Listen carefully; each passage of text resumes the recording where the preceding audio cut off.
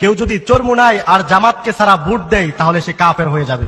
সোজা কথা, সে কাফের হয়ে যাবে, সে ইসলামের মধ্যে থাকবে না। কারণ এদেশে দুইটা ইসলামী দলই আছে একমাত্র হক পথে, সেটা হচ্ছে চরমুনাই আর জামাত। কেউ যদি বিএনপি কে ভোট দেয় তাহলে সে জান্নাতে যেতে পারবে না। সুতরাং ডিসিশন আপনারা কি জান্নাতে যেতে চান? তাহলে জামাত আর চরমুনাইকে ভোট দিতে হবে। যাক, বাংলাদেশে ইসলাম প্রতিষ্ঠার জন্য আগামী নির্বাচনে জামাত ইসলামকে ভোট দেওয়া যাবে কি? এগুলো কি প্রশ্ন?